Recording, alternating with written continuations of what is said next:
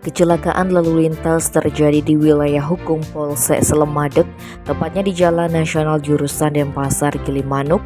Pengendara motor bernama Nyoman Suma Adit 32 tahun terjun bebas di Jembatan Singin, wilayah Banjar Singin, Desa Slemadeg, Senin 27 Maret sore.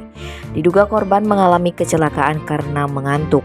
Kasihhumas Polres Tabanan AKP Nyoman Subagio mengatakan, akibat kejadian tersebut korban yang berasal dari Desa Guang, Kecamatan Sukawati, Gianyar dilarikan ke RSUD Tabanan lantaran terluka parah.